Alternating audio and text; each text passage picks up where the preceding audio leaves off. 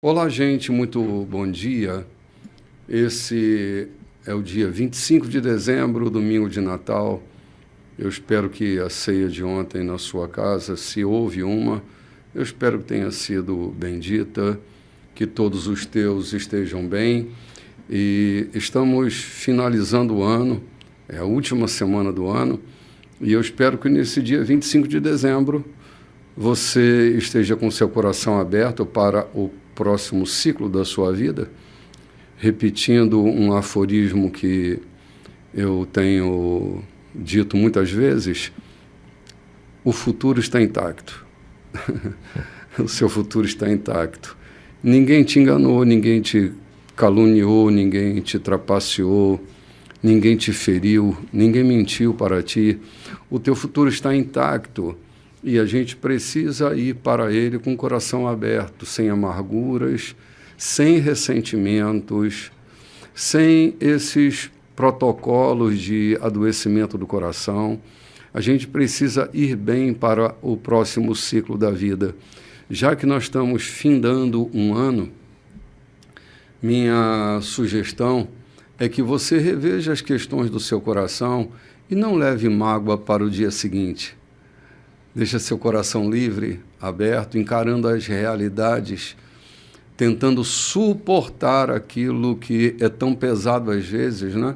Não é fácil viver. Viver requer uma certa complexidade. Uma delas é que a gente precisa aprender a ser mais leve e confiando em Jesus. Quando a gente confia em Jesus, a gente não perde tempo. Há um ciclo novo se abrindo, vá para ele com seu coração aberto, cheio de esperança e confiança em Deus. Vale a pena viver e encare da melhor maneira possível, encontrando em você as melhores condições para enfrentar aquilo que está vindo aí bem diante de você. Será um ano muito bom, o ano de 2023, se nós decidirmos que ele seja muito bom. Um ano de superações, um ano de crescimento, um ano de amor, um ano de paz. Será um ano muito abençoado. Decida que ele seja assim e não carregue para 2023 as dores e as mágoas que te feriram em 2022. Que esse novo tempo seja um tempo de muito sucesso para você e toda a sua família. Eu os saúdo com paz nesta manhã. Aqui quem fala é o bispo da Igreja da Colheita, Renato Chaves é o meu nome. Estou aqui com meus dois queridos amigos, Loide Nogueira. Muito bom dia, Loide. Bom dia, meu bispo. Que palavra linda, viu? Fazer essa abertura com essa palavra tão inspiradora, que move meu coração. Eu sei que moveu o seu também aí, que está nesse momento com seu café na mesa. Chame a sua família. E nós desejamos para você uma nova estação, um novo ciclo se abrindo em sua vida. Pois é isso mesmo, vá para o seu futuro, porque ele está intacto. Lá nesse futuro, você tem outras possibilidades de fazer, de amar a Deus e fazer a vontade de Deus. Amém. Isso mesmo. É isso aí, querido pastor, amado pastor João Silveira. Bom dia. Buongiorno.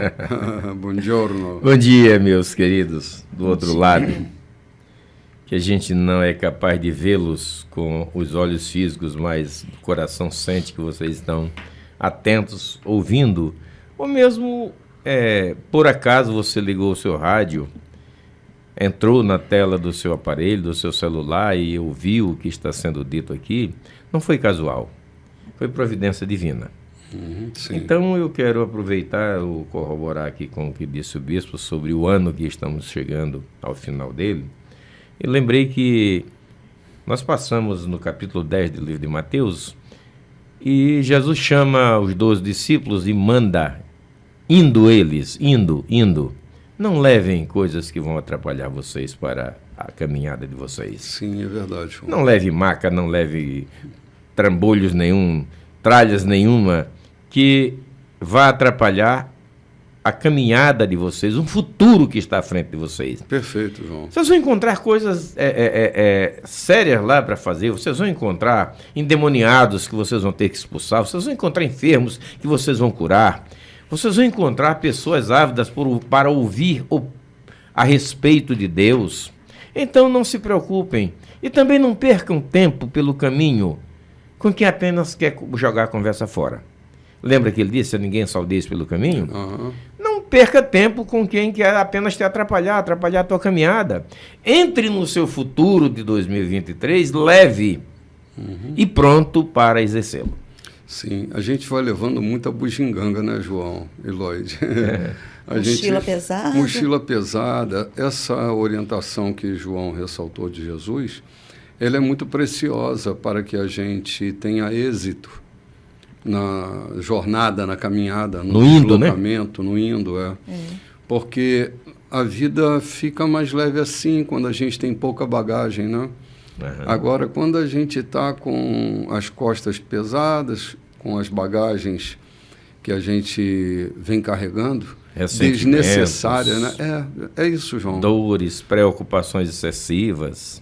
Injustiças. Situações não resolvidas, perdão não concedidos. Exato, João. São pesos que nos vão empancar a nossa caminhada. Vão imobilizando a gente. Vão emperrando a nossa caminhada e a gente pode até chegar no final do ano, mas chega cansado, como se dissesse, cheguei, apenas cheguei. Uhum. Não chega saltitando para esperar o próximo, porque levamos muita bagagem desnecessária. É verdade. E as bagagens que a gente carrega na alma, talvez sejam as bagagens mais pesadas, as bagagens que mais atrapalham, são aquelas emoções que foram sepultadas vivas, né? Aqueles sentimentos. O professor Rubem Alves diz que essa coisa de engolir sapo é complicado, porque sapo não é digerível, né? A gente vai regurgitar em algum momento, vai botar isso para fora. Então, é bom que a gente aprenda a lidar com esses sapos que, entre aspas, a gente precisa engolir, porque ninguém engole sapo, né? Sem contar o incômodo que ele provoca enquanto está ali, né? O envenenamento, né? E as ranhuras que ele deixa, entendeu? Enquanto está lá dentro. Sim. Engolido, né? Tem que regurgitar obrigatoriamente, mas enquanto ele está lá dentro, olha o incômodo que provoca. Mal, é verdade. Provoca até morte, né? Sim. João, no encontro de domingo próximo passado, a gente terminou aqui o capítulo 18 e Jesus, ele usa uma parábola que marca muito a vida da gente, que o assunto era perdão, né? Já que a gente vai dar um salto para 2023, já vamos dar um passo atrás aqui. Arriar essa bagagem? Vamos arriar essa bagagem aqui, para que a gente possa entrar em 2023 um pouco mais leve e vamos tentar contribuir, né, uns com os outros e também com aqueles que estão nos ouvindo, retomando essa questão aqui do perdão. Né? Eu quero pedir permissão à nossa leitora, a digníssima Lloyd, para fazer a leitura na... A radionovelista. Né? Para fazer a leitura na versão que eu tenho à mão. Por favor, João. Fique à vontade, pastor O último João, versículo, capítulo 18, diz assim: assim também meu Pai Celestial fará com vocês, caso se recusem a perdoar de coração seus irmãos. Aqui tem algumas tônicas. Sim. Assim será feito com vocês por Deus. Se de coração se vocês se recusarem a perdoar de coração. Eu quero começar dizendo que eu tenho visto muito perdões por aí, que na verdade são apenas para sair do Serasa, da relação, da igreja, da família. Perdões que de fato não estão aqui. E olha o que o texto diz, de coração. Há determinadas denominações que, se há uma intriga entre duas pessoas, ele não pode cear, então ele é suspenso da ceia por algum tempo, e eu vi isso recentemente. Então ele se sente no Serasa, né? Limitado. Endividado. Então o que ele vai fazer? Ele vai buscar entendimento com aquele outro a quem foi ofendido, a quem ofendeu, apenas para se livrar do Serasa, mas o seu coração, na verdade, não tem paz com aquela criatura. É um perdão de faz de conta.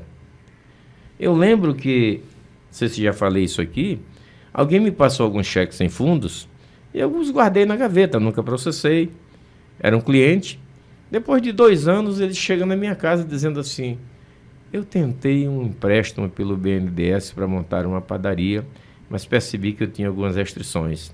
Fui procurar um cheque que eu tinha com o senhor. Eu queria negociar com o senhor para que eu possa liberar o meu crédito. Levei ele para o escritório, sentei com ele e disse: hoje você se sente prejudicado junto, restringido o seu crédito, e você me procurou. Mas o débito que você tinha comigo, você não percebeu que me prejudicou? Que me pôs em dificuldade para sanar os meus compromissos? A sua hombridade, o seu caráter, diante de mim, da minha empresa, não ficou bonito. E hoje você lembra de vir aqui não porque você quer limpar o seu caráter, mas você quer limpar o seu crédito. É justo isso? É de um homem de bem fazer isso? Agora eu digo, normalmente, aqueles que se dizem cristãos, que buscam um sorrir entre os dentes, como diz o meu irmão, sorrir querendo morder, dá um sorriso de quem quer morder, apenas para se livrar do Serasa social, do Serasa eclesiástico, do Serasa relacional. Todavia o coração continua odiando, na verdade, e fica pior. Porque brota vingança, né, João? Brota tanta doença. Lá para a Baixada se chama fogo em palha de arroz. Eu não sei se vocês conhecem isso. Alastra, né? Não, desculpa, não é que alastre. Havia muitos piladores de arroz. Quando a palha não era processada, a casca do arroz não era processada, máquinas de pilar arroz faziam montanhas no espaço dedicado para isso, para que a palha caísse. Não havia processamento, não havia para tirar para cama de frango, nem para processar para fazer alimento de animal. Então aquela palha apodrecia ali ou era tocado fogo. O fogo durava ali o inverno todo, o verão todo. O que acontecia? Ele pegava na palha embaixo e muitos acidentes aconteceram, porque a palha que vinha saindo do cano da máquina cobria tudo aquilo e você olhava, não tinha nada. Por cima estava tudo lindo. E crianças começavam a andar, os pés afundavam. E quantas crianças perderam os pés? Tentando apanhar manga no quintal. Tentando apanhar manga no quintal da chácara, da fábrica, goiaba. E inadvertidamente andavam por cima daquela palha. Que em cima estava tudo calmo, sem aparentar nada. Todavia, no fundo, o fogo estava queimando. E muitas crianças perderam os pés pisando ali. Então, fogo de palha é essa coisa que... Não, o fogo da palha é de arroz. O fogo de palha é aquele que queima rápido, quer dizer, é aquele que chega rápido e desaparece rápido. Mas o fogo da palha de arroz é essa que por cima está tudo beleza, mas por baixo está queimando. É aquele perdão que foi apenas para livrar... Proforme, né? Proforme, da restrição de crédito. Todavia, está lá o mesmo ódio, a mesma sede de vingança, a mesma ofensa dor está lá, e aparentemente está tudo bem. E Jesus diz aqui, se não perdoar de coração, Deus trará sobre vocês o castigo imposto conforme a parábola. Sim. E eu fiquei aqui pensando, passo já a bola, quantos ministérios não têm crescido? Tem sido emperrado? Quantas famílias não têm desenvolvido o seu potencial de fato? Não prosperam, né? Não prosperam. Porque de coração não se livram daquele peso a quem eles estão amarrados. Sim. Pessoas que podiam estar correndo uma carreira livre, um profissionalismo lindo. Na faculdade foram brilhantes alunos, se formaram com louvor, mas deixaram lá dentro inimigos. E a sua carreira tem sido emperrada porque estão amarrados a um passado, a uma pedra pesada, que é a falta de perdão. Sim, é verdade, João. Você havia me lembrado há pouco de uma experiência, foi na cidade de Bacabal, Lloyd. Eu estava orando por alguns enfermos e uma moça me procurou para orar por ela. Ela tinha um caroço grande, como uma laranja, no seio, né? E ela disse que vários pregadores haviam orado por ela, dado óleo para ela beber, pingado óleo no nariz, e ela queria que eu orasse por ela. Eu disse: minha irmã, tantos homens mais notáveis que eu oraram por você e você não ficou curada, como é que eu vou orar e você vai ficar curada? Eu não entendo. Eu disse: eu não vou orar por você. E aí eu olhei bem para ela e me veio uma palavra de conhecimento. Eu disse para ela: seu problema não é oração, seu problema é perdão. Seu problema é perdão. E ela começou a chorar. E eu falei: tem alguém dentro de você que você não consegue soltar? E a origem desse problema pode estar exatamente aqui. A origem da doença, da enfermidade. Do problema dela. Desse caroço, pode ser. E ela chorava muito e me disse assim: minha sogra, eu não consigo perdoá-la.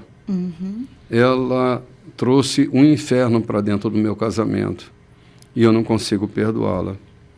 Eu disse para ela: bom, tem uma decisão a ser tomada. Ou você perdoa, ou continua com esse caroço aí. Não sei o que é, mas pode não ser nada sério, mas pode ser um problema sério. Sim. Você não quer ajuda? Ela disse: sozinha eu não consigo. E aí eu fiz com ela uma oração de confissão de perdão. E quando eu disse para ela: diga o nome da sua sogra, ela não conseguia falar o nome da senhora. Veja a amargura que passa. Sim. Ela não conseguia pronunciar o nome da sogra dela. O tamanho era o peso. O peso, ela chorava muito. Aí eu disse para ela: não, respire fundo, vamos recomeçar a nossa oração e você vai soltá-la pela boca. O que está no coração precisa ser solto. Sim. É o que sai que está contaminando. Então, vamos botar o que te contamina para fora. E aí, relutante, mas ela confessou o nome da sogra e o perdão à sogra dela. Foi mais um rio de choro. E quando ela terminou, eu perguntei a ela: apalpa o caroço. Que ela apalpou o seio. O caroço, que era do tamanho de uma laranja pequena, o caroço tinha desaparecido. Não foi uma mandinga, não foi uma aventura. É que o perdão, ele nos reconecta à vida.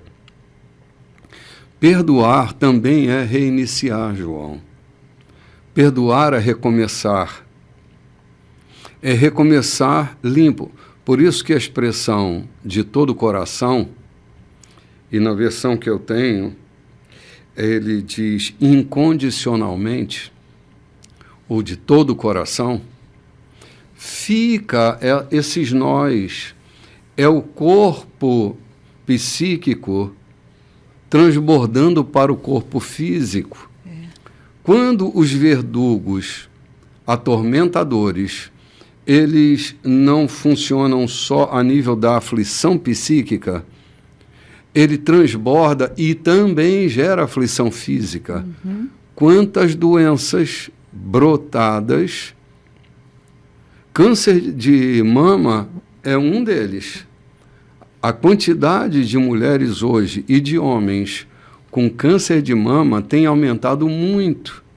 É uma geração silenciosa, uma geração que aprendeu a se calar diante da injustiça, de se calar diante da dor, que não consegue colocar em palavras a aflição. Então, o corpo físico recepciona de maneira muito desastrosa essas emoções sepultadas vivas, né? Elas ressuscitam de alguma maneira, e às vezes de forma muito cruel. Portanto, se eu estou olhando para 2023, E eu preciso ter mais saúde física. Eu preciso ter mais saúde emocional. Eu preciso ter uma alma mais livre. Então, eu preciso negociar esses débitos, João, que estão dentro de mim, não fazendo mais conta deles, porque são eles que estão inflacionando essa minha economia emocional. São eles que estão gerando essa carestia e o boleto está ficando cada vez mais alto.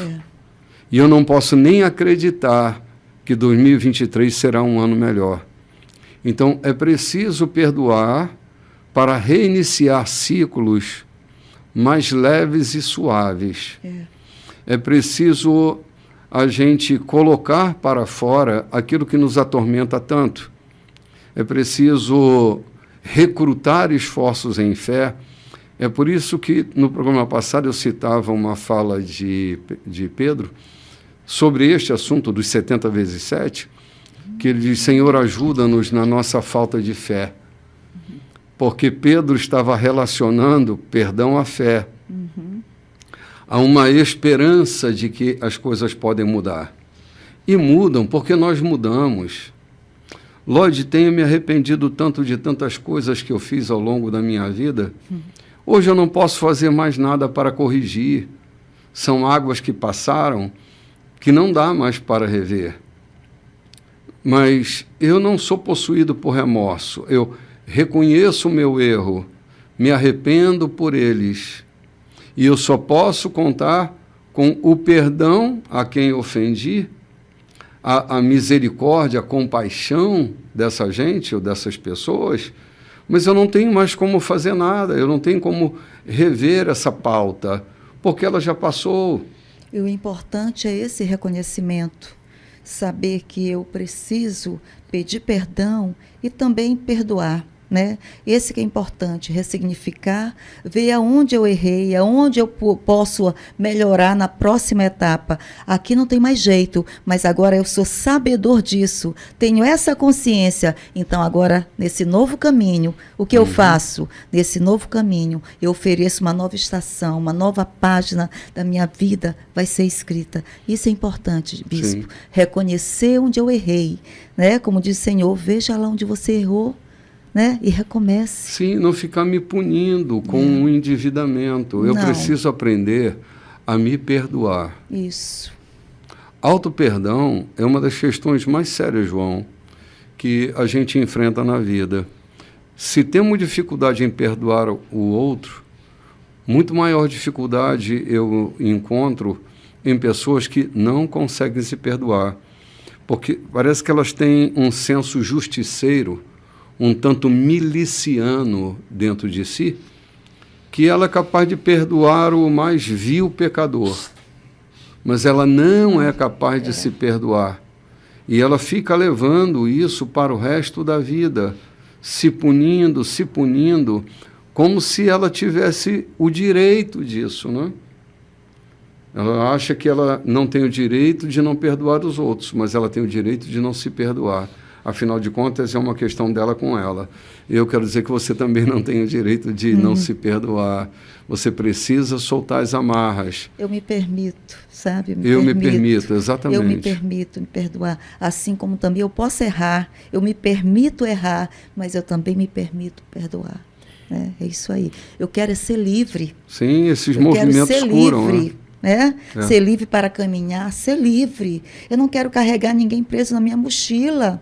Não quero que ninguém fique preso na minha mochila, querendo viver, eu dizendo, não, você vai ficar aí, porque assim... Não, eu quero que essa pessoa fique livre, caminhe livre, porque é Deus que vai fazer tudo certinho na minha vida, na outra vida. Não sou eu. Muitas vezes a pessoa pensa que nós que vamos ser o justiceiro. Ninguém é justiceiro. Nós temos um só justo, o Senhor. Esse que é o perdoador, é o justo, é o maravilhoso, é Ele. Andar leve faz muito bem. Andar leve, andar de cabeça erguida. Sim. Tem pessoas que perguntam, Lloyd, como tu consegue, depois de uma separação, andar de cabeça erguida? Eu tenho aquele que é o justo, que me justificou através da sua graça, do seu amor. Eu não devo nada, estou perdoada, estou livre. Eu recalculando a rota, eu vejo, não vou errar aonde eu já errei. Pronto. E seguindo em frente de cabeça erguida, confiando em Cristo. Confiando em Cristo. Gente, nós vamos ali tomar um cafezinho e voltamos já já, logo depois do nosso intervalo. Olá, gente, estamos de volta. Hoje, dia 25 de dezembro. O nascimento de Jesus, ele abriu a porta da possibilidade para todos nós. Seu nascimento iluminou uma geração que vivia em trevas. A gente está falando sobre perdão nesse último capítulo, o último versículo do capítulo 18. Eu estou tentando fazer uma conexão entre o perdão e o nascimento de Jesus. Eu olho para dentro da geração onde Jesus nasce, e Jesus está nascendo todo dia na vida de alguém. Esse nascimento, ele proporciona uma iluminação fantástica nas trevas de cada um de nós, nas nossas escuridões. E uma pessoa que não se perdoa, que não é capaz de perdoar alguém ou a si própria, ela vive uma escuridão extremamente densa. É muito difícil você lidar com uma pessoa que não se perdoa, que não é capaz de viver em liberdade. O advento do nascimento de Jesus cura uma geração eclipsada, um eclipse existencial dos mais severos. Seu nascimento proporciona essa luz intensa para a vida. Ele transforma nossas escuridões em verdadeiras luzes. Então, tratar de perdão nesse finalzinho de ano é lembrar que Jesus veio para uma geração que jazia em trevas, que estava morta em sua escuridão existencial, sem esperança, sem possibilidade de futuro. Planejar e pensar o futuro era complicado vivendo dentro daquela política e daquela economia que se vivia pelo governo romano, um dos governos mais corruptos que já se viu na face desse planeta. Uma geração que nasce ali, achacada o tempo inteiro, com a cobrança de impostos exagerada para alimentar o luxo e o poder do governo romano. E Jesus nasce nesse momento, dia 25 de dezembro, é dia da gente lembrar que aquele que nasceu para acabar com a nossa escuridão, ele continua nascendo na história e na escuridão de cada um de nós. É preciso ter fé para perdoar, é preciso ter coragem para perdoar, é preciso encarar a realidade para perdoar e deixar completamente livre o ser humano que está aprisionado, refém de algum nó que o prendeu no curso da vida. Então, pensar em Natal é pensar em perdão, é pensar em reconciliação. Acho que foi no programa passado, ou no antepassado, eu não lembro bem, que eu dizia que há um triângulo que a gente precisa entender nessa questão do perdão, que é fazer as pazes com Deus, fazer as pazes consigo mesmo e fazer as pazes com o outro.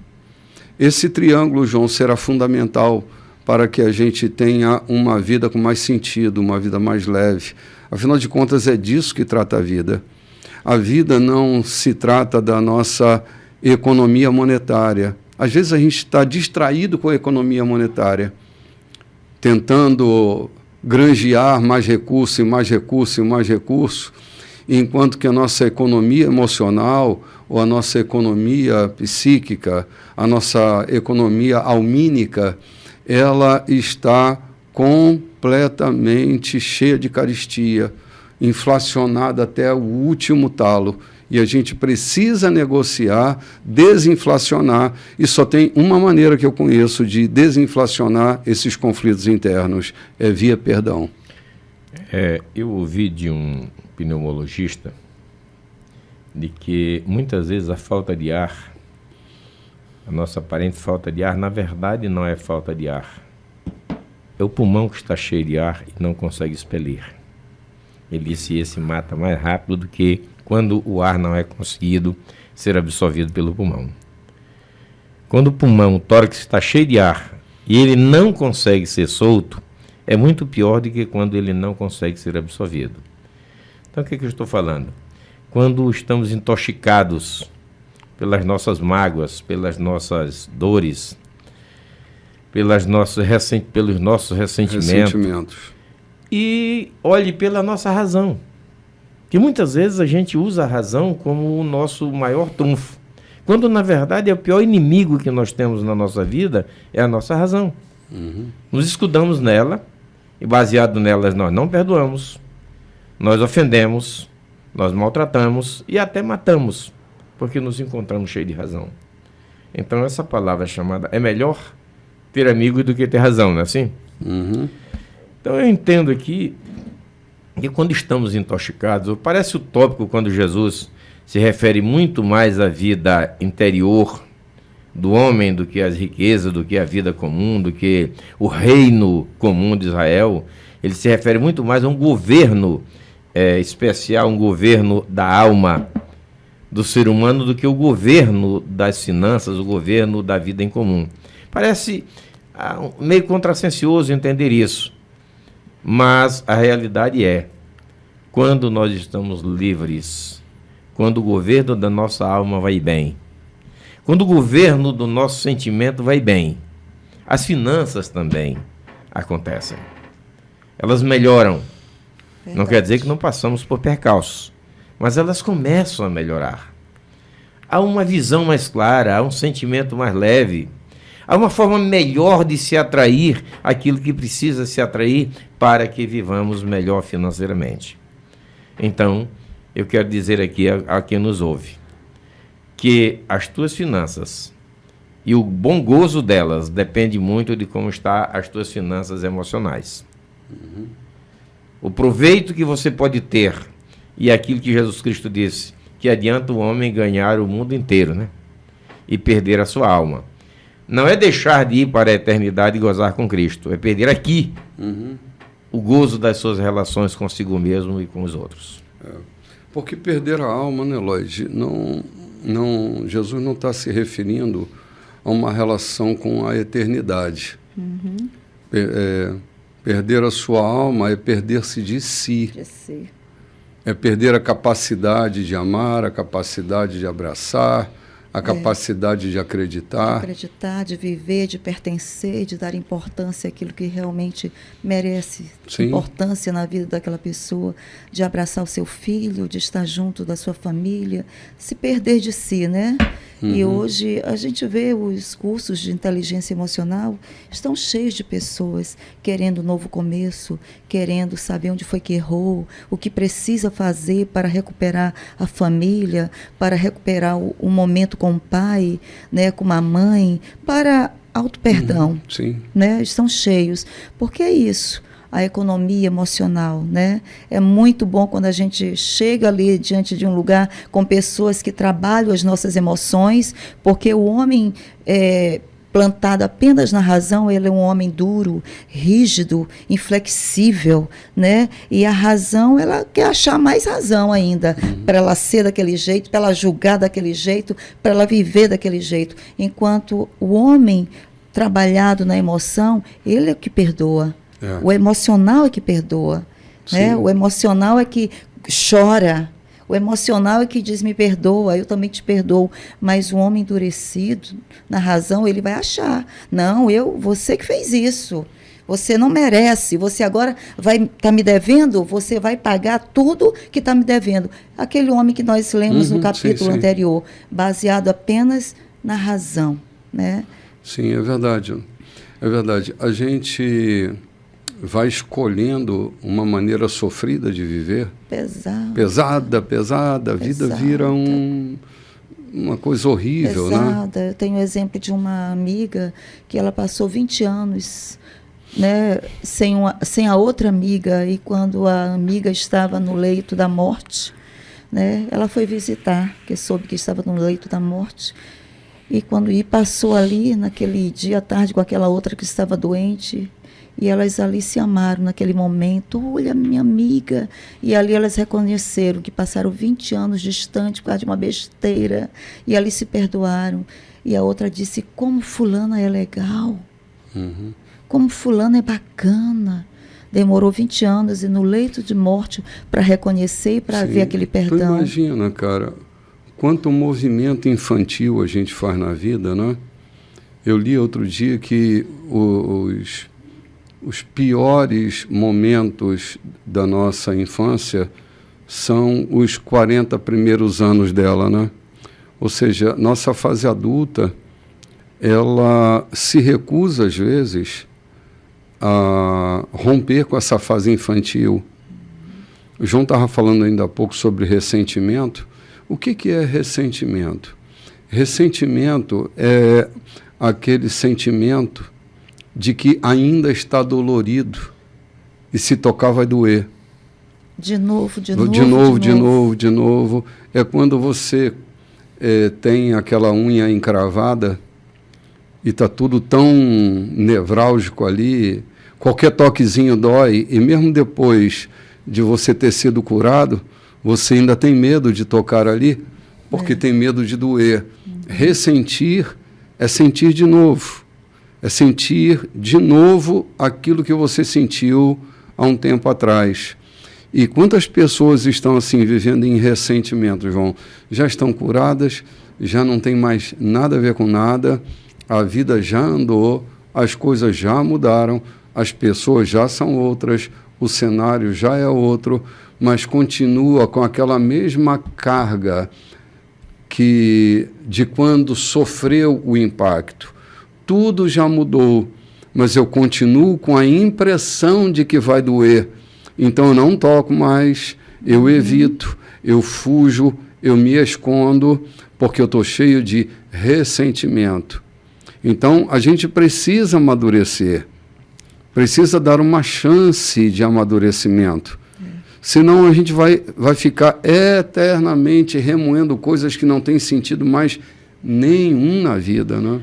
Esta semana eu estava conversando com um grupo de amigos e entre eles estava alguém que me provocou uma lesão perversamente na nossa adolescência. Eu não sei como eu fiz menção disso e ele olha para mim, você parece que nunca perdoou isso? Eu disse, perdoei, é tanto que perdoei que se não tivesse perdoado eu não tinha coragem de lembrar. Se eu estou lembrando com leveza, podendo olhar na tua cara e falando sem dor, sem ressentimento, sem nenhum resquício de culpa a atribuir sobre você. Eu perdoei, eu me livrei disso. Tenho as marcas, mas não tenho a dor. Então, como se costuma dizer, perdoar não é esquecer. Não, é impossível, João. É poder ver sem sentir a dor ou a culpa. Sim, a gente se apoia num versículo bíblico que é uma fala divina. Ele diz, dos teus pecados eu não me lembrarei, mas lançarei as tuas iniquidades no mar do esquecimento. Essa é uma propriedade divina, não é uma propriedade humana. Nós temos um HD, João, que não esquece nada. Exatamente como você falou, é lembrar sem sentir dor. Se a gente lembra e não sente mais dor, não tem ressentimento, não faz mais mal para a gente. A gente não tem que se esconder, a gente não tem que mentir, porque já não dói mais. Essa experiência só vive quem perdoa de verdade. Perdão não é amnésia, né? Não é amnésia. Você pode, porque assim, você pode não ter a memória, mas você tem esse registro lá dentro de você. Você perde a cena, você perde o evento na memória. Mas nem tudo que está em nós é só memória. Nós temos mais do que memórias em nós. Nós temos registros que ficam localizados na nossa alma que não estão em forma de memória, estão em forma de registro. Uma rejeição, por exemplo. Uma rejeição nem sempre está lá dentro da gente em forma de memória. A gente pode se sentir rejeitado e não ter a lembrança, porque isso não está mais na tua memória, de quando isso aconteceu, de quando essa fratura ocorreu dentro de você, porque ela não está mais em forma de memória. A tua mente empurrou isso para baixo e isso está agora em forma de registro. É um registro simbólico, mas tem um símbolo lá dentro de você. Eu não estou mais associado àquele fato específico. Agora eu olho desassociadamente, né? Exatamente, isso, mas fora. As respostas Isso. ainda são dadas Sim. de acordo com o sentimento que ficou ali marcado, né? Então, é bom a gente lembrar disso, porque, eu quero esquecer. Não vai esquecer. Não vai esquecer. De alguma forma, aquela experiência vai estar dentro de você. Agora, a resposta que você dá ao impulso é que importa de verdade, né? É muito comum a gente procurar pessoas para resolver determinados litígios, problemas até simples, e outro diz, esquece isso. Não é comum? Esquece isso. Não é sábio imaginar que isso é o correto. Não, eu não vim aqui para esquecer. Eu vim aqui para rasgar a dívida. Os papéis da conta, da cédula, que o vento leve. Mas eu vim foi para rasgar a dívida, eu vim foi para resolver o problema, não foi para esquecer. Eu vim aqui foi para resolver. Eu posso lembrar, agora lembrar te abraçando, lembrar sorrindo contigo, lembrar tirando um proveito. Sim, claro. Sentar e perguntar por que nós agimos dessa forma. Lembrar sem um ressentimento, sem a dor Sim. que aquela situação causou. João, não tem como a gente se ver livre da dor se não tocar na dor. Há um erro, na minha concepção, que a gente comete muito comumente nas relações domésticas, por exemplo. Tipo, ocorre um evento que machuca alguém, e aí a gente diz, bom, aqui nessa casa não se fala mais nisso. Sabe, o inconsciente da gente não tem tapete. Não dá para jogar para debaixo do tapete. Conversas difíceis podem evitar uma vida difícil. Sim. Então, a conversa pode ser dolorosa e difícil, mas necessária para se evitar uma vida difícil. Guarde isso, eu vou repetir pela terceira vez. Conversas difíceis serão necessárias para se evitar uma vida difícil. Não evite aquilo que é difícil. Enfrente, é a única maneira de você resolver. Lembra que nós lemos no programa passado, quando Jesus disse, se alguém, ou se você tem alguma coisa para resolver com alguém, vá com ele, vá até ele. Se ele não te ouvir, vai com mais alguém. Se ele ainda não te ouvir, vai com mais outras pessoas. Ou seja, conversa difícil. Mas Jesus dá um diagnóstico, que não é para você, foi lá, ele não quis, esqueceu. Eu lembro que Spurgeon, que se diz dele, ele orou 20 anos por um amigo, e esse amigo veio a Cristo 20 anos depois da morte do Spurgeon. E quantas vezes nós pregamos o Evangelho e dizemos, vocês não querem, eu estou livre do teu sangue, eu estou livre da tua alma. Será que esse é o papel cristão de fato? Não. Jesus fala de uma dificuldade. Ele não quis te ouvir, leva mais um. Ele não quis te ouvir, leva mais dois. Ele não quis te ouvir, chama o conselho da União de Moradores, o conselho da igreja. A que estiver atinente àquela situação, chame os anciões dali para tratar esse assunto. Mas não deixe de resolver. Se ele, de todavia, se tornar irreversível, perdoe. Comece do zero. Perdoe. Foi assim que a gente leu semana passada? Mesmo, Se ele não te ouvir, perdoe. Então, Jesus não manda desistir na primeira etapa, quando alguém não quer te ver. Não, eu fui lá falar contigo, resolvi o problema. Tu não quis, então para mim eu já me esqueci e acabou a história. Isso é uma brasa acesa dentro do teu seio. E ela vai queimar. Salomão fala disso, né? Brasa no seio. E ela vai queimar. É melhor que você relute até se ver livre daquilo, se é que você quer se ver livre. Porque às vezes você quer fazer só um proforme, né?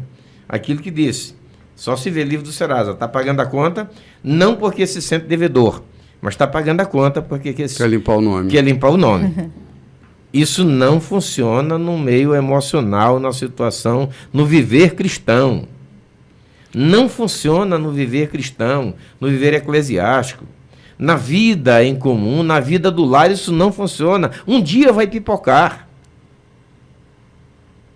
Sabe?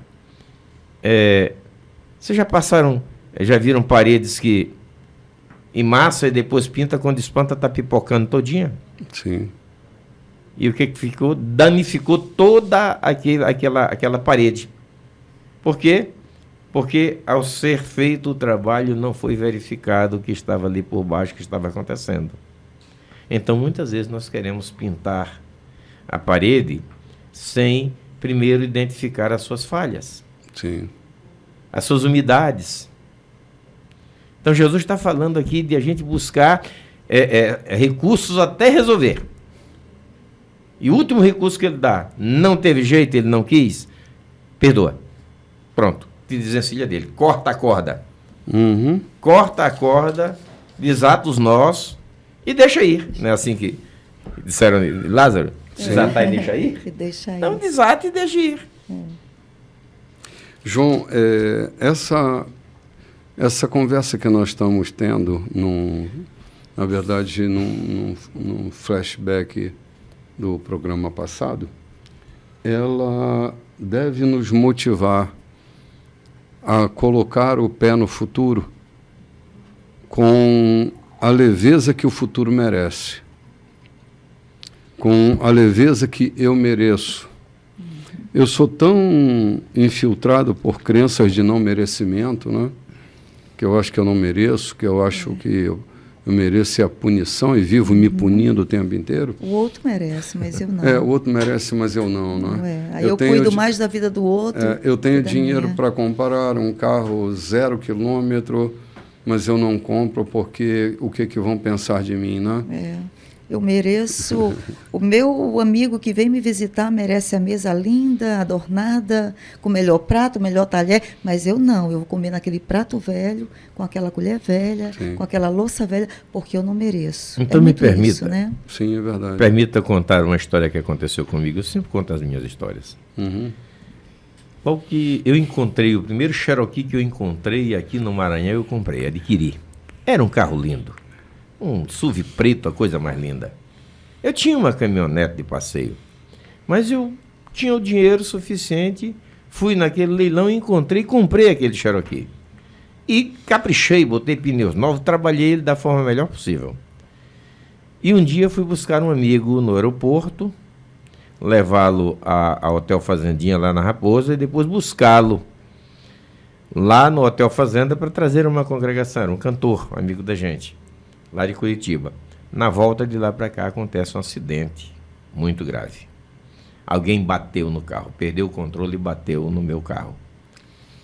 E essa pessoa, infelizmente, veio a óbito, sem nenhuma culpa. Passei por julgamento e tudo. É que eu cheguei em casa me culpando. Fruto da minha vaidade, será? Cheguei me culpando em casa. Poxa, será que isso aconteceu pelo fruto da minha vaidade? Eu tinha uma caminhonete nova. De repente, eu encontro um carro bonitão, agradável. Aí eu compro para mim, para alimentar o meu ego. Então eu estava pensando que eu estava... comecei a ter sentimento disso, tentando me culpar. E nesse movimento de dor, de tristeza, a minha irmã liga lá de Matinha. A primeira coisa que ela me diz é: Deus gosta tanto de ti que fez tu adquirir um carro capaz de suportar esse impacto e não te matar. Olha que coisa, né? Palavra de sabedoria, né, João? A primeira palavra que ela me disse: meu irmão, Deus te ama tanto que providenciou um carro seguro para resistir esse impacto e você não morrer. Maravilha, João. Ela percebeu que você não tinha percebido, a culpa estava te corroendo, né? Mas é. E como se Deus tem problema com Cherokee, com ouro, com riqueza, com mansão, com piscina, né? Como se a gente não merecesse isso, né? E Deus está irado com a gente porque a gente comprou um carro novo, e Deus só quer superabundar. É verdade. Deus não tem problema. Não. Ele abundou até os lírios do campo com tanta beleza. Nem Salomão pôde se comparar a um deles, né? Vestes tão lindas. Verdade. Vamos ali, gente, tomar um cafezinho e voltamos já já.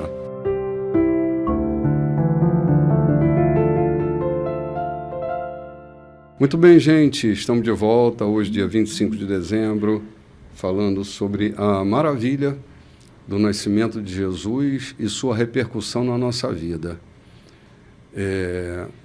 Jesus, ele curava andando pelo caminho. Nós estamos nos deslocando agora para o capítulo 19 e vamos fazer a leitura do texto. Muitas coisas aconteciam, muitos ensinos aconteciam, e mais do que ensino, muitas práticas aconteciam andando pelo caminho, se movimentando.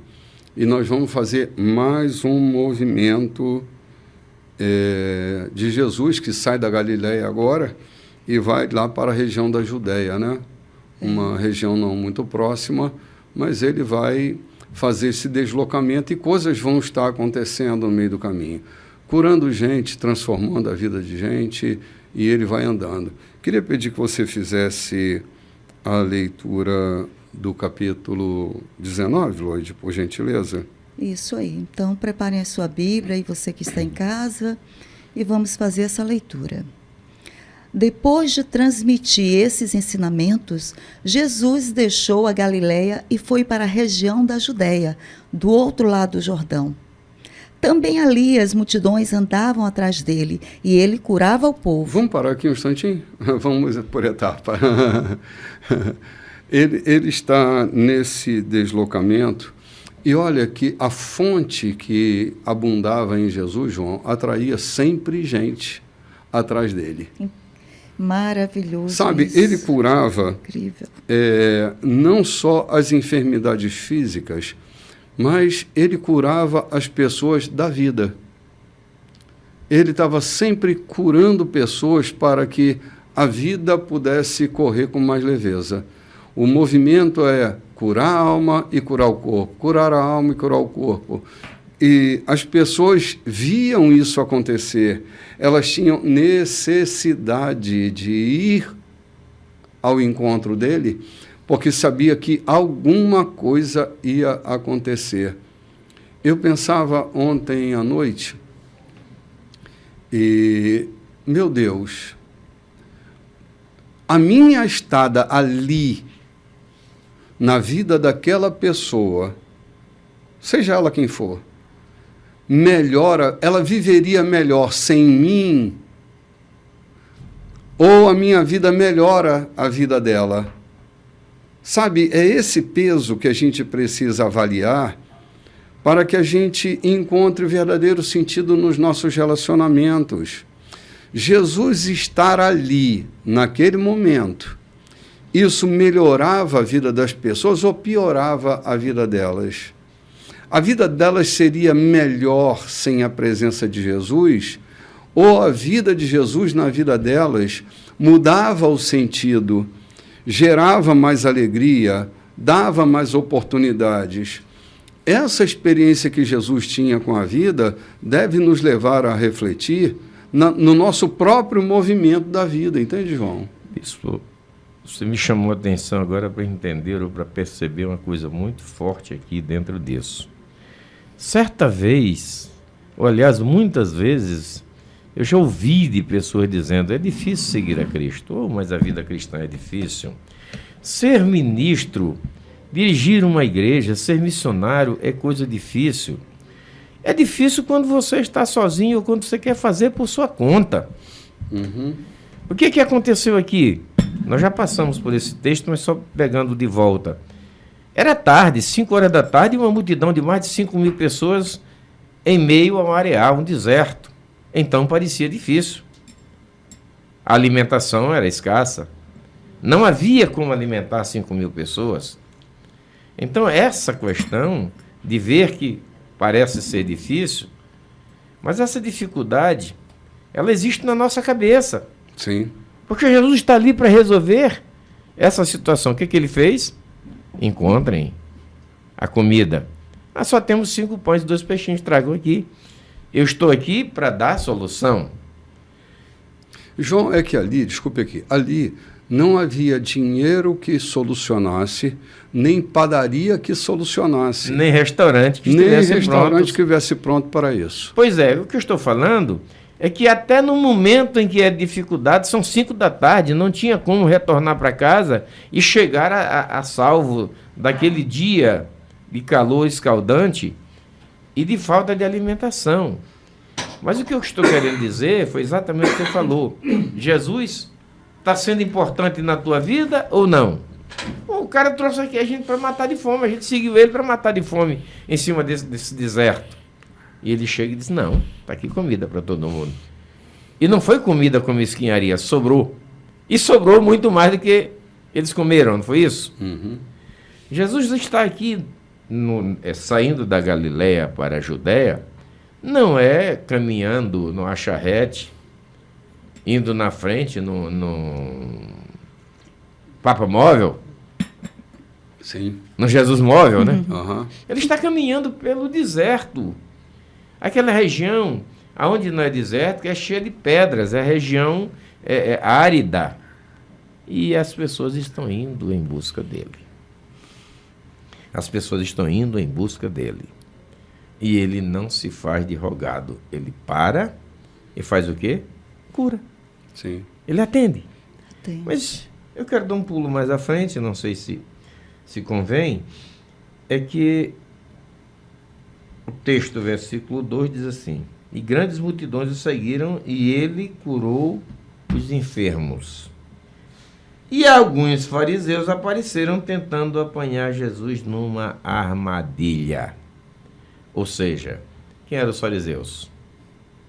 Eram os religiosos, eram os puritanos, eram aqueles que se diziam melhores porque se sentiam como se fossem representantes de Deus na terra. Há muitos assim hoje, né? Pois é, eu estou querendo falar disso hoje. Que não viram, que não cogitaram.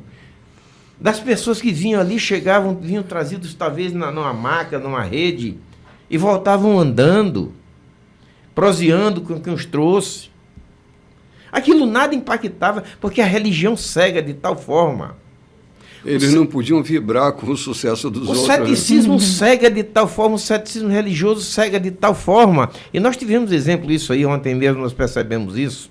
Quando você é incapaz de ver aquilo que está acontecendo, porque você só vê o que a tua religião, o que o teu interior permite ver.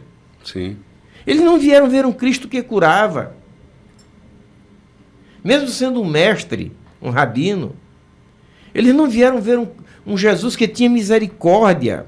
Eles não conseguiam perceber, estavam tão obcecados pela legalidade da religião, pelo legalismo religioso, que eles não conseguiam ver os milagres que eram operados.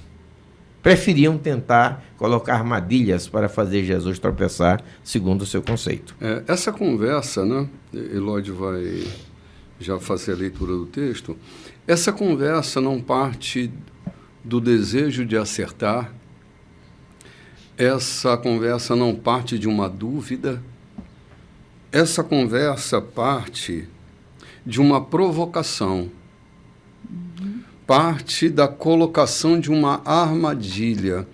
Ou seja, eles não estão com o coração aberto, eles estão querendo, de alguma forma, comprometer Jesus. Então, veja que não é uma conversa leve, livre, solta, que parte de um coração aprendiz. Não.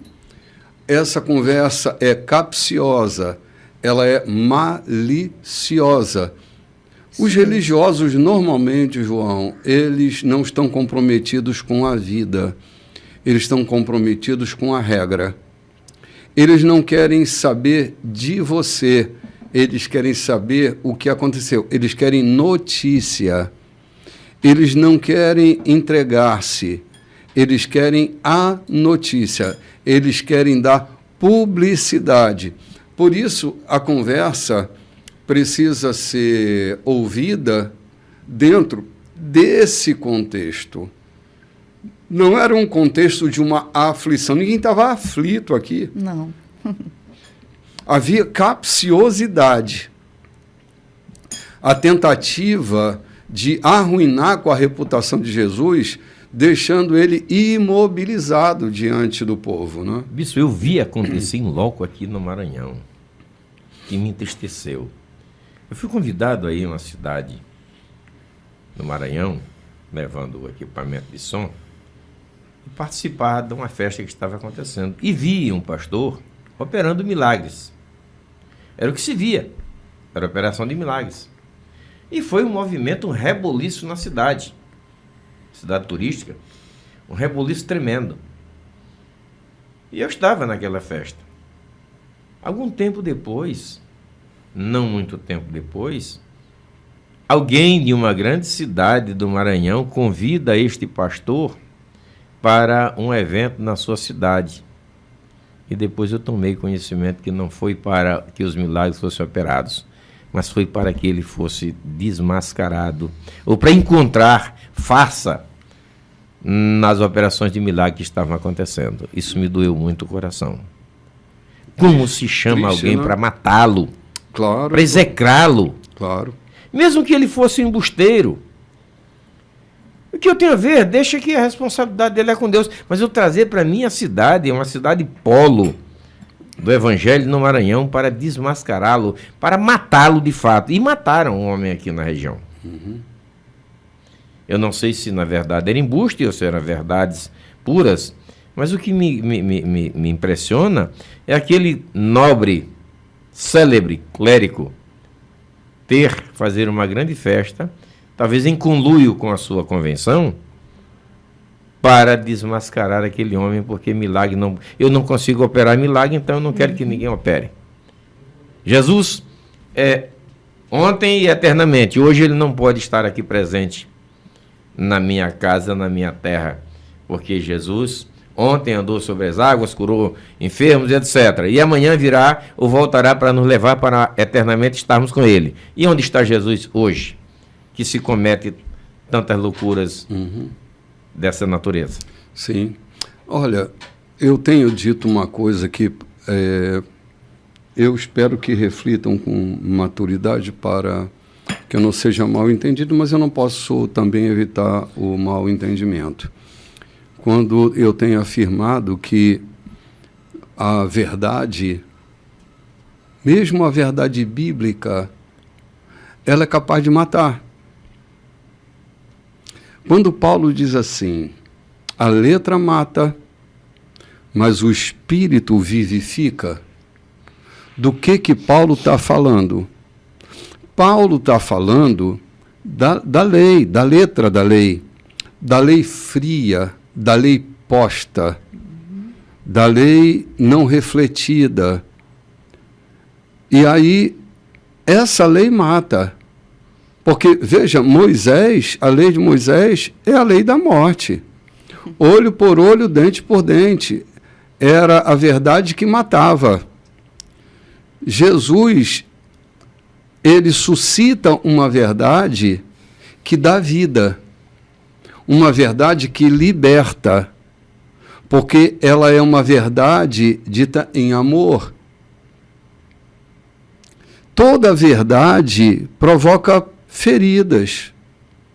E feridas capazes de matar.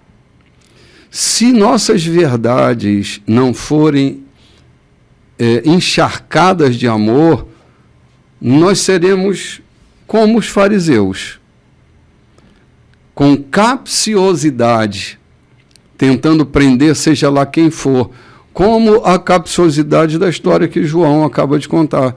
Os caras criam uma festa dita espiritual para fazer a exposição de uma pessoa. Ora, se desconfia que ele está operando com falsidade, acione a justiça, denuncie ele.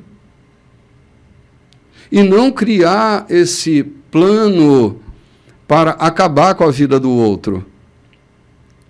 O evangelho tem a ver com a vida, não tem a ver com a morte. E eles estão aqui cercando Jesus, criando uma armadilha. Eu só quero mais uma vez lembrar em que cenário essa pergunta está sendo feita, para que a gente pare para pensar na verdade que Jesus está sustentando, né? Jesus, ele sempre pega Moisés e vai fazer semântica jurídica. Ele vai fazer uma releitura de Moisés a partir do espírito do Evangelho ou a partir do espírito da letra. Se a letra mata e o espírito vivifica, lembre-se que quando Paulo escreve isso, ele não está falando do Espírito Santo que vivifica. A relação dele é com a lei, é com a letra. Uhum. A letra da lei mata, mas o espírito dela vivifica. O espírito da letra, ele precisa passar por essa hermenêutica, né? Por essa chave hermenêutica chamada Jesus. Eu não posso ler Moisés sem Jesus. Jesus é a chave para eu entender a Bíblia. Se eu leio Moisés sem Jesus, eu me torno como o fariseu, que está ali só para colocar a lei para funcionar. Eu estou ali só para punir. Eu estou ali só para matar. Eu estou ali só para cumprir. Que se cumpra a lei. Então, assim, a gente está nesse cenário quando a pergunta dos fariseus é feita para Jesus, não é? Não vai faltar nunca no nosso meio aqueles que tentam nos descredibilizar, não sei a troco de quê. Eu tenho um amigo que chegou aqui para fundar uma igreja e a primeira novidade que deram a respeito dele não foi que havia uma igreja em tendas onde pessoas iam para ali para ouvir a palavra. É que o seu líder era um fumador de charuto. Uhum. Entendeu? Eu pergunto, a que preço alguém se propõe a tentar execrar a memória, a moral de alguém, o caráter de alguém? Eu estou me reportando aos fariseus. Qual era o resultado de ser cri-cri, vamos usar a palavra na lei, no cumprimento da lei, matando pessoas, execrando pessoas? E hoje está entre nós. É porque ofusca o nosso brilho, né, João? E a gente não suporta que alguém brilhe do nosso lado. Eu até acho que, para mim, particularmente, não é só que ofusca o nosso brilho. É um tipo de inveja, eu não consigo, porque a realidade da inveja é que não é que eu ganhe pouco e isso me faça mal. O que me faz mal é que alguém que trabalha comigo ganhe mais do que eu. Quanto mais tirar a autoridade de Jesus, melhor para os fariseus. Eles querem se sentir necessário dentro daquela comunidade, né? E agora todos olhando para Jesus, Jesus é a novidade, Jesus é a palavra daquele momento. Ele estava ali, o quê? Esse homem vai tirar o meu brilho, né? Está competindo conosco. Então é isso mesmo. Tinha mais gente atrás de Jesus do que de João Batista. Ou talvez eles queriam brilhar como Jesus. Na imagem de Jesus, né? Quer dizer, porque até então, até Jesus, não se ouvia falar desses religiosos, né? Eles estavam ali cumprindo, não tinha... Não, eles baniram Judas, baniram outros grupos, Teudas, outros grupos que se levantavam, eles abatiam, João, porque eles não suportavam a competição, né? Que de repente estava só na cabeça deles, né? Tinha nada de competição, mas estava na cabeça deles. A gente vai para o versículo 3 aqui, que a gente vem remoendo agora sobre aqui ele. Aqui diz, né, que um dia os fariseus vieram provocá-lo e permitido o homem divorciar-se da esposa por qualquer razão. Vamos parar aqui um instantinho. Deixa eu tentar contextualizar essa pergunta. Historicamente, esse momento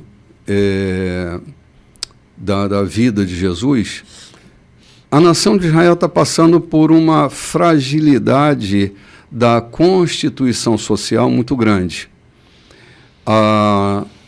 Havia uma banalização da relação. Se uma mulher queimasse um bolo, enquanto assava o bolo, ela queimasse o bolo, e o marido achasse isso um escândalo, ele tinha o direito dado pelos fariseus de divorciarem-se. Então, qualquer coisa que acontecia na relação, eles se sentiam no direito de se divorciar. A pergunta é feita em função disso, da banalização da relação. Por isso, a pergunta é muito objetiva. Qualquer motivo. Porque era assim, por qualquer motivo, dava-se carta de divórcio. Nós temos aqui, nesse momento da história, duas correntes sobre divórcio.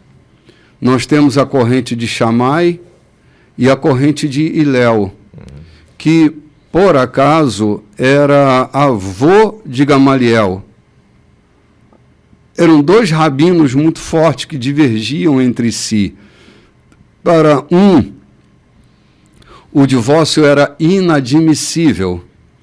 Para o outro, uma vez divorciado, se voltava ao estado de solteiro ou de solteira. Uma corrente mais liberal, uma corrente mais liberal e outra mais conservadora. Como hoje nas igrejas também temos correntes mais liberais e correntes mais conservadoras. Esse foi um problema que nunca se conseguiu resolver. Nunca. A questão era a banalização. E Jesus vai responder com um aprofundamento que precisa ser ouvido, né? Mas é só para contextualizar em que momento e por que eles estão perguntando essa coisa do divórcio por qualquer motivo, né? Aí Jesus respondeu: vocês não leram que o Criador, o plano original, fez o homem e a mulher um para o outro, macho e fêmea? Por causa disso, um homem deixa pai e mãe e une-se à sua esposa, tornando-se uma carne com ela. Não são mais dois, mas apenas um. Deus criou uma união tão perfeita que ninguém pode ter a ousadia de profaná-la, separando-os. Eles retruncaram: se é assim, por que Moisés ordenou que o marido mandasse sua mulher embora, dando-lhe uma certidão de divórcio? Jesus disse: Moisés deixou o divórcio apenas como concessão por causa do coração duro de vocês. Mas não era parte do plano original de Deus. Estou apresentando o plano original. Assim, se alguém se divorciar de uma esposa fiel e se casar com outra pessoa, a responsabilidade do adultério recairá sobre ele. A única exceção é o caso quando uma das partes comete imoralidade sexual. Os discípulos de Jesus fizeram objeção. Se essas são as condições do casamento, estamos sem saída. Por que se casar? Jesus respondeu: ninguém é maduro o suficiente para viver a vida de casado. É preciso ter certa aptidão e graça. Casamento não é para qualquer um. Alguns, desde que nasceram, nunca pensaram em casamento. Outros nunca propõem nem aceitam. Outros ainda decidem não se casar por causa do reino. Mas, se você é capaz de crescer até a grandeza do casamento, faça-o. Muito bem. Olha o que Jesus está dizendo, né? Vamos prestar atenção que Jesus está colocando um fundamento. Ele está partindo de um princípio. Ele está colocando uma condição basilar mas ele não exclui as exceções para o rompimento de uma relação. Ele está se atendo a um fato aqui, que é o caso de uma relação sexual imoral. Ok? Essa não seria a única. Jesus está citando aqui uma exceção. Mas pensemos aqui nós. Há casos de violência doméstica, de violência, não só no corpo, mas também na alma de uma pessoa, que se continuar vai morrer. Entre a morte e a vida, essa que para mim está a grande questão. Entre morrer e viver, a regra do Evangelho é viver. Há pessoas que estão ao lado de outra e estão morrendo, Lloyd. Aí eu pego, como um fariseu, um fragmento de uma palavra de Jesus e quero construir aqui a única torre. E a gente precisa pensar. Assim como é insuportável viver uma traição no contexto da vida sexual, há outras questões que são insuportáveis também. Talvez mais graves. Talvez mais graves. Como o desprezo, como a arrogância que mata o parceiro todo dia, como o descaso, como a humilhação. Xingamentos, que todo dia está ali matando um pouco aquela pessoa. Privações financeiras, né? São um monte de outros. Um monte de mortes que precisam ser reavaliadas, não como que Jesus tivesse que ser reavaliado, mas o conceito precisa ser reavaliado. Vamos ali tomar um cafezinho para a gente não fugir do assunto e a gente volta já já. Muito bem, gente. Eu sei que o caso é muito polêmico ainda hoje, mas a gente precisa sempre ter ponderações, João, porque cada um sabe exatamente o que é capaz de suportar. Uma mulher ou um homem que é capaz de suportar a dor de uma traição deve se manter, se é possível se manter. Mas às vezes a dor é insuportável e o coração está tão ferido, está tão magoado e se sente humilhado o tempo inteiro. Tente manter uma relação onde você é humilhado o tempo inteiro, onde você é invisibilizado o tempo inteiro. O amor suporta tudo, mas o amor não suporta distrato, o amor não suporta invisibilização, o amor não suporta arrogância, o amor não suporta violência, o amor não suporta um monte de coisa, ele suporta tudo, menos algumas coisas. E Paulo, em 1 Coríntios 13, cita algumas coisas que o amor não suporta. Não há amor. Não há amor. Então, manter uma relação onde você é ferido todos os dias, ou pelo menos se sente ferido todos os dias, é uma condição. Não era a banalidade, João, como a gente estava citando, do bolo queimado. A condição é mais séria. Eu sou capaz de perdoar, mas não sou capaz de continuar convivendo. É que parece-nos que esse perdão, ou suportar, que não fala de uma traição, fala-se de uma contumácia. Uhum. Ou seja, de traições. Nós conhecemos pessoas aí que são contumazes. Não houve uma traição, um caso fortuito, uma escorregadela, como diz o caboclo lá para a Baixada. Há um comportamento de maltrato. Sim. E eu creio que a questão caminha para aí. Mas eu quero voltar também, dar uma pincelada, de que a questão dos dois rabinos É como você falou no princípio, que estava banalizado. E o que é que eu começo a pensar aqui? O homem, nos países onde há a liberdade para a poligamia, não há obrigatoriedade para isso acontecer. Há apenas a liberdade.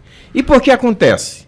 Acontece pela ganância, pela vaidade, pela soberba do homem. Os países que têm poligamia, não é poligamia dupla para as mulheres também, exceto na França, que hoje a loucura lá é inominável, né? Mas os países poligâmicos, eles não tratam da poligamia feminina, e sim masculina. Uhum. Então, por que permitem? Não sei. Mas por que acontece? Por conta da vaidade, por conta do orgulho, por conta da soberba, por conta da empolgação do homem. Então, lá em Israel, provavelmente estava acontecendo o quê? O homem queria trocar a sua esposa porque já estava velha, cansada, já não representava tanto no meio social que ele vivia, ele sabotava até o bolo no fogão, ele gerava uma... E os pasmem, os israelitas eram mestres em criar situações, por exemplo, no caso de Nabote, para matar Nabote, eles inventaram. Criaram e juraram, ganharam dinheiro para isso. Para levar Jesus à cruz, o que aconteceu? Pagaram pessoas para dizer, nós ouvimos isso e aquilo. Então, os israelitas eram mestres nisso. João, a gente está citando um caso aqui, onde o homem dava a carta de divórcio e mandava sua mulher embora, ok? Mas os fenômenos sociais mudam muito, né? Uhum. Hoje, na verdade, nós estamos diante de outros fenômenos, de mulheres que estão mandando seus maridos embora. Muito mais do que o contrário. Entendeu? Então, assim, a gente vive fenômenos sociais que, às vezes, quando a gente tem que parar para analisá-los e contextualizá-los. Se, naquele momento, a relação sexual era a exceção que Jesus citou, ok? E era o homem que mandava a mulher embora, hoje nós temos outros movimentos. Estamos as mulheres vivendo... estão ganhando uma força, um empoderamento. Exatamente, um empoderamento, uma independência. Então, elas também não estão suportando. Estou dizendo que está certo ou está errado. Eu estou tentando analisar, no contexto social, as aflições que cada um passa na sua vida. A condição é, eu estou morrendo dentro dessa relação. Eu estou inexistindo dentro dessa relação. Está insuportável viver desse jeito. Então, não só homens estão pedindo carta de divórcio, ou pedem, mas mulheres também. Porque a condição de cada um é insuportável. A gente só precisa ter o respeito, João e Lloyd, para não estabelecer nossas regrinhas de fariseus na vida insuportável que o outro está vivendo, né? E outra coisa, nós estamos tratando com uma cultura inteiramente diferente, a cultura oriental da cultura ocidental. Mas é um fato aqui que eu queria também trazer à tona, porque eu já encontrei tanto isso e não consegui resolver. Pessoas que se divorciam e se privam de um casamento porque está escrito na Bíblia que quem se casar com um divorciado comete adultério. E tem muitos clérigos. E agora, depois de tanto tempo, a versão que vocês têm à mão me trouxe uma clareza. O que eu entendi que Jesus quis dizer? Se você se divorcia porque você quer viver uma promiscuidade sexual, porque você quer trocar de cônjuge, não pense que essa legalidade encobriu a tua vaidade, o teu desejo promíscuo de ser. Eu entendo, não sei se perceberam isso aí. Jesus está dizendo, você vai arcar com a responsabilidade do adultério. Pode não ser adultério legal, mas é um adultério que você mesmo consumou. Você separou da sua mulher, do seu marido, porque você queria viver uma vida com outra pessoa. Não porque houve um motivo para isso, mas você queria viver uma vida... promíscua, né? Promíscua. Então você continua Legalmente não, mas dentro do seu procedimento, você continua o mesmo adúltero. Sim. Você é o mesmo adulto, você é a mesma adúltera. Jesus, eu entendo que Jesus está falando disso. E agora eu encontrei razão para falar exatamente, porque eu nunca consegui uma explicação sobre isso. Vim entender agora.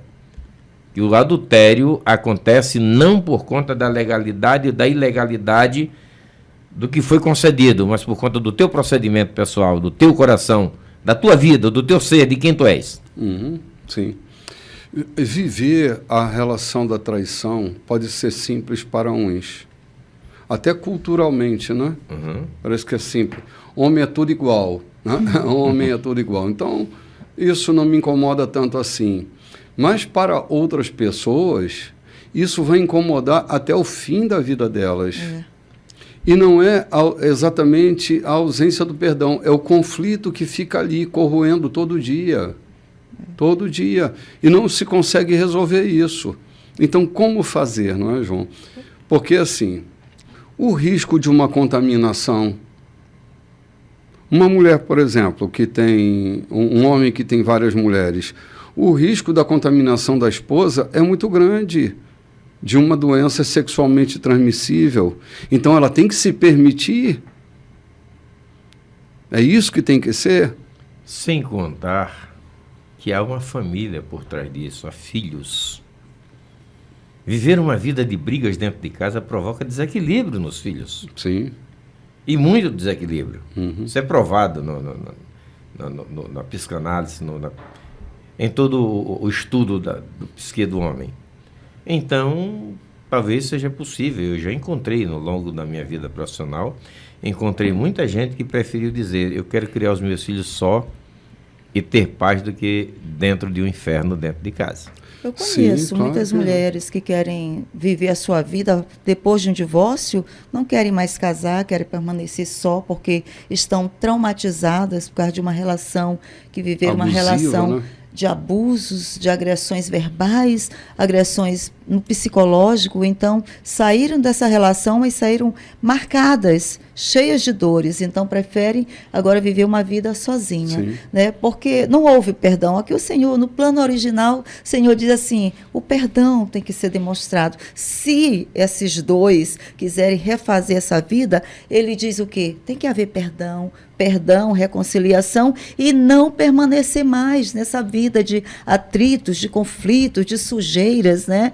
De falta de transparências, né? Então, isso é o quê? É uma vida de devassidão. A gente pensa que devassidão é apenas na devassidão do sexo ou do adultério, mas não. Essa falta de transparência, de acordos, de pureza, né? De viver a vida comum no lar, não é isso? E a palavra de Deus propõe: vivam a vida como no lar, um com o outro, uma vida de acordo, uma vida de harmonia, uma vida que nem sempre a minha mente vai bater com a mente do outro, né? Mas vamos colocar isso na mesa, vamos fazer disso uma vida em família, né? É isso que o Senhor propõe, né? Então, muitas vezes não dá para aguentar uma família, um homem que te machuca todos os dias, que não te respeita todos os dias. Te desabilita o tempo inteiro. Muitas vezes te deixa trancado o dia inteiro. Eu conheço mulheres que dizem: olha, meu marido me deixava trancada dentro de casa, com a televisão, a televisão era a única distração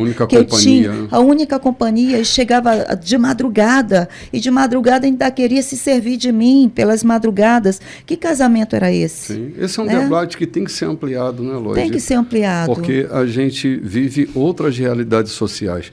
O fundamento bíblico é o mesmo. Jesus tem total razão. Esse não era o plano original. Divórcio não é plano original. Não é. Entende? Não é o plano Mas original estava como um apêndice da lei, dado a Moisés. Claro. Moisés, assim, se a gente quer ser biblicista, a gente precisa pensar: Moisés não colocou isso na lei a seu bel prazer. Se nós acreditamos que Deus deu a ele a lei, ok? Precisamos entender que essa concessão, porque assim, diz que Moisés, meu Deus, foi onde uma está permissão aqui? de Deus, né? Abriu aí, né? Versículo. Moisés ordenou que o marido mandasse sua mulher embora. Moisés não ordenou nada. Não. Era mais uma desculpa. permitiu do pela argumento dureza malicioso deles, né? do coração. Moisés ordenou que o marido mandasse sua mulher embora, dando-lhe uma certidão de divórcio. Moisés mandou nada. Moisés abriu uma exceção, e se eu estou crendo na inspiração das Escrituras, ok? Isso, se eu estou crendo na inspiração das Escrituras, não foi Moisés que mandou nada, mas o texto está lá. O texto está lá. Não foi escrito porque Deus deu a ele a lei? Ele não foi o legislador que Deus escolheu? Então pensemos nessa exceção por causa da dureza do coração, como se o coração é duro. Deus sempre dá um escape para o homem. Lembra quando Deus deu a lei dente por dente, olho por olho, dente por dente, mas instituiu 7 cidades para uma fuga? Sim, claro, a cidade de refúgio. Então Deus sempre encontra para o homem, dá ao homem uma forma de escapar. Deus nunca quis a morte de ninguém. E eu não sei como é que os fariseus se dizem representantes de Deus e a busca da morte todo dia, da morte física, da morte moral, da morte intelectual, da morte eclesiástica. Eles queriam sempre matar alguém. E a prova é que Paulo consentiu na morte de Estevão, porque era fariseu. Sim. Então, eu não entendo como alguém se diz representante de Deus e anda buscando a morte de pessoas, matando todo dia. É lamentável dizer isso, mas eu vou dizer, e me perdoem, eu conheço uma série de clérigos que mataram o sonho das suas mulheres, que mataram tanta coisa na vida dos seus cônjuges em nome da lei, em nome da religião. Então, os representantes de Deus sempre buscavam matar, representante vírgula, né? Porque Deus sempre encontrou uma forma de escape. Cidade de refúgio. Sim. Então, o homem deve viver com a mulher, o que Deus juntou, não separe o homem. Isso é um assunto que eu tentei buscar ontem à noite para ver, que não diz respeito a um casamento simplesmente em papel. É muito mais profundo. Mas Deus sempre deu uma válvula de escape para o homem. E na lei de Moisés, na lei que Moisés escreveu, ele deixou uma válvula de escape. É insuportável? Sempre que vai morrer, escapa. Porque não é só o homem que é perverso, tem mulheres também que tentam matar. Você conta a história daquela que disse que perdoou a traição, mas quis café na cama, né?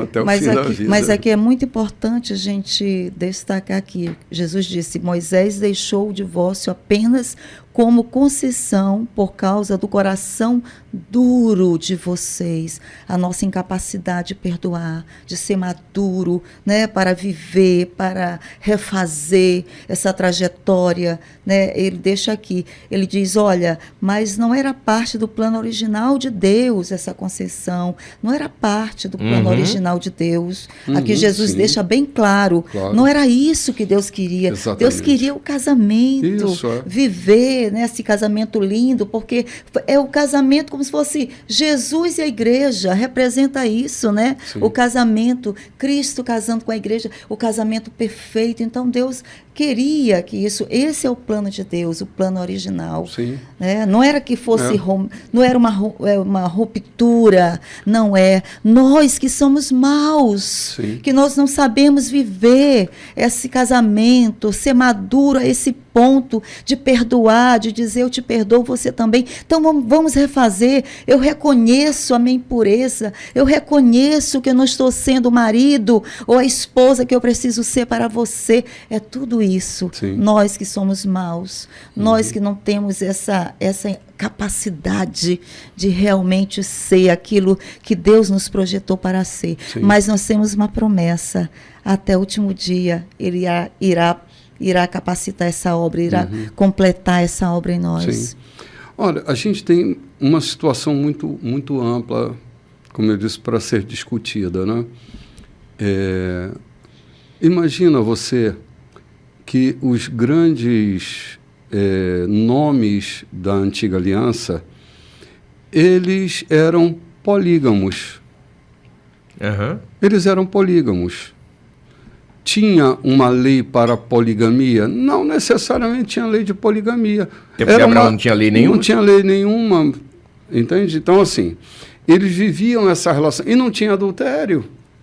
O grande problema do nó de Davi não foi porque ele teve mais uma mulher, é porque ele implicou na morte de Urias. Uhum. Assim, mais do que ele ter possuído Betseba, o problema que implicou foi no homicídio, né? Não foi bem... Ele empurrou Urias para a morte. Encontrou uma solução esdrúxula para um problema que era resolvível de outra forma. Então, assim, nós temos aqui... Então, tem adultério, se tem poligamia, se um homem ele tem lá 5 mulheres e se relaciona com as 5. Não, porque há uma concessão legal no estado em que eles se encontram de estar tudo bem ali para eles. Eu não estou aqui enaltecendo a poligamia. Eu, por exemplo, jamais seria polígamo. Não é a melhor estrutura social, não é a melhor devoção afetiva. Eu entendo que a monogamia é o melhor caminho. É um caminho mais sereno. É um caminho de menos conflito social, né? E foi a ação de Deus, foi aquilo que ele estabeleceu, né? Mesmo deixando livre, mas ele estabeleceu, foi isso. Ele não fez 2 Evas, nem 2 Adãos para uma Eva, né? Ele fez exatamente. Uma monogamia é o que Jesus suscita, né? Uhum. A intenção original era essa daqui, né? Era viver a monogamia. Ele fez só uma Eva para um Adão. Uhum. Sim, sim. E depois nem se fala que Adão tenha tido mais alguém depois de Eva, né? Não consta, pelo menos na Escritura não consta. Aqui no versículo 4, viu, pastor João? Diz assim, vocês não leram que o Criador, no plano original, fez o homem, não, para a mulher, não diz assim, os homens, né, não coloca em plural, né? Fez o homem e a mulher, um para o outro, macho e fêmea, né? Sim. Um para o outro, um homem para a mulher.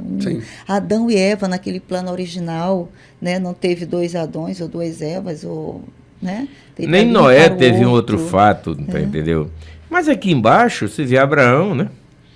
Parece que tudo indica que Quetura já era mulher de Abraão quando Sara foi morar lá em Gerar, lá em Manre, né? Em Manre. Quando Sara foi morar em Manre, Abraão já tinha Quetura como mulher. João, ninguém toca nesse assunto, mas só para lembrar, Abraão se aparta de Sara por 20 anos. Verdade. Abraão se divorcia de Sara. Talvez isso choque você, não é? Porque você não está acostumado a ouvir essa afirmação, mas Abraão está divorciado de Sara por 20 anos. Ela fica lá nos Carvalhais de Manre, que foi a terra que ela se encantou, né? E Abraão, 20 anos longe dela. Vem aqui para Gerar. Vem para Gerar. Região das Campinas de Gomorra. Exatamente. 20 anos. E nesse ínterim, ele contrai um casamento, uma núpcia com Quetura, do qual teve 6 filhos, né? Sim.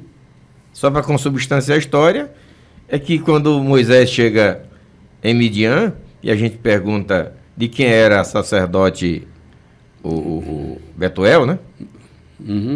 Betuel era descendente de Abraão.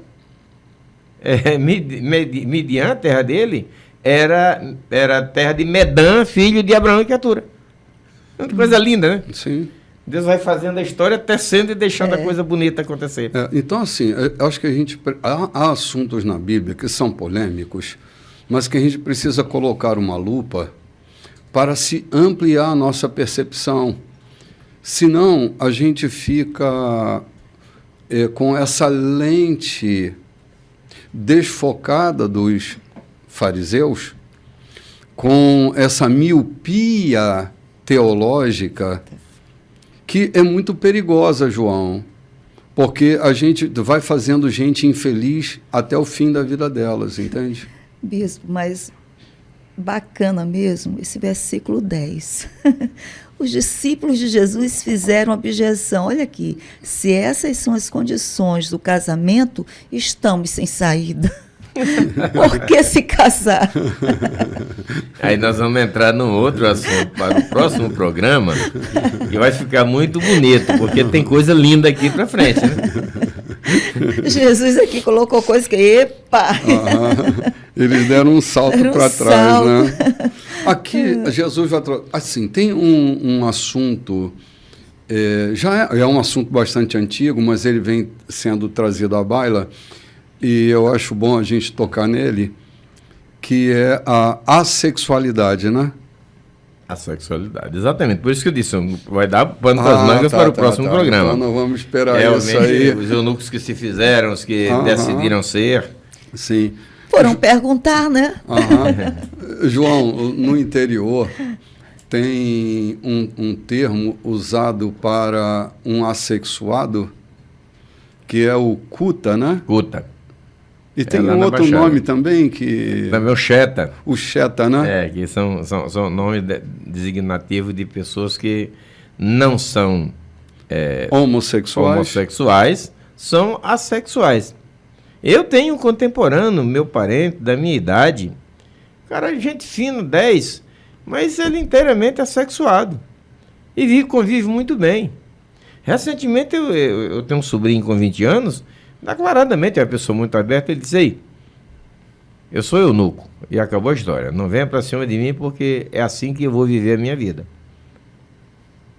E tem alguma coisa de errado nisso? O que tem? Entende? Ele se assume declaradamente e respeitam os pais, respeitam os avós, e eu respeito muito bem. É uma questão, talvez, de nascimento, né? Sim. Esse é um assunto que tem sido trazido à baila nos últimos dias, porque a gente tem tratado muito de preconceito na sociedade brasileira, né? Uhum. E essa é uma das questões, né? A assexualidade. Até foi tema de um programa na semana passada, no domingo passado, falando sobre a assexualidade. Que a gente não liga, a gente não toca, parece que o cara é esquisito. E não tem nada de esquisitismo, tem a ver com suas aptidões. É o que Jesus está dizendo aqui. Porque para o casamento é necessário que você seja apto para essa relação. Porque senão ser eunuco é uma das condições também existentes na natureza humana. Aos que se fizeram, aos que nasceram, não é? E a gente precisa aprender a respeitar. Gente, chegamos ao fim do programa de hoje. Shalom, meus queridos. Jingle Bell, Jingle Bell. Esperamos vocês à noite aqui no programa maravilhoso do Clube de Natal, né? Culto de Natal que vai começar às 18h30, hoje, dia 25. E lembrando a você que no sábado, dia 31, nós temos o culto da virada, de sábado para domingo, a partir das 22 horas. Uau. Esperamos por você. Forte abraço em todos aí. Shalom.